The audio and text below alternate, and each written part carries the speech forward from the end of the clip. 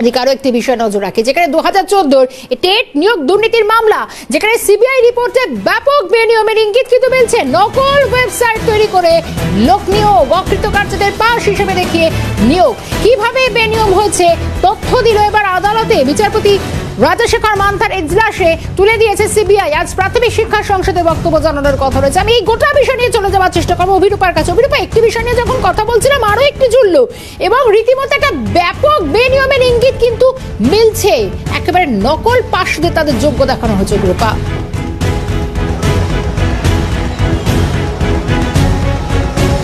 দেখো, আগের যে বিষয়টি নিয়ে আমরা আলোচনা করছিলাম তার সঙ্গে রিলেটেড এই মামলাটি যখন ভিতরে চলছিল তখনই বিকাশ রঞ্জন ভট্টাচার্য তখন ওখানে সওয়াল করছিলেন এবং সেখান থেকে বেরিয়ে গিয়ে এই বিক্ষোভের মুখোমুখি পড়েন।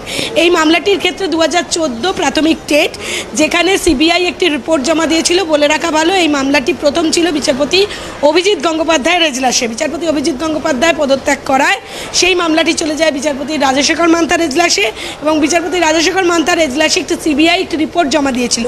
সেখানে সিবিআই রিপোর্ট অনুযায়ী বেনিয়ম করে চাকরি দেবার অভিযোগ উঠেছে বা কথা বলা হয়েছে, ইঙ্গিত দিয়েছে সিবিআই, এবং সিবিআই জানিয়েছে যে ওয়েবসাইট তৈরি করে সেই নিয়োগগুলো দেওয়া হতো। কুন্তল ঘোষের নাম উঠে এসেছে, সুজয় কৃষ্ণ ভদ্রের নামও উঠে এসেছে এই বেনিয়ম করে চাকরি দেওয়ার জায়গায় এই অভিযোগগুলো তুলেছিল সিবিআই।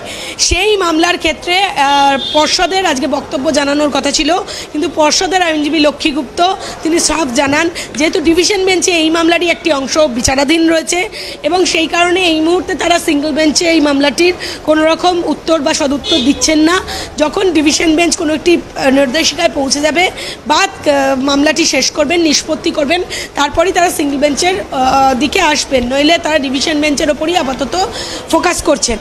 কিন্তু তারপরেই বিচারপতি রাজশেখর মান্থা মন্তব্য করেন, যেটা অত্যন্ত তাৎপর্যপূর্ণ, যে নিয়ম মেনে পর্ষদ 2014 টেট, 2016 নিয়োগ এবং তার পাশাপাশি 2020, 22 এবং 24 এই তিনটে নিয়োগ করেছে, যদি 2016 এই নিয়োগ বাতিল হয় তাহলে প্রাথমিক টেটের 2020, 2022 এবং 2024 সবকটা নিয়োগ বাতিল হতে বাধ্য।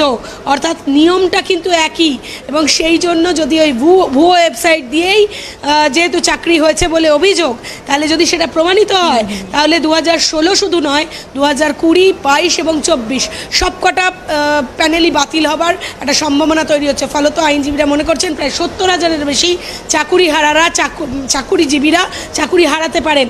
এরপরই এই মন্তব্য শোনার পরই প্রধান যখন বিচারপতি রাজশেখর মান্থার আরো একটা আশঙ্কার মেঘ ঘনাচ্ছে না তো, এই প্রশ্নই কিন্তু এখন উঠছে। ধন্যবাদ জানাই। সরাসরি ছিলেন অভিরূপা হাজরা।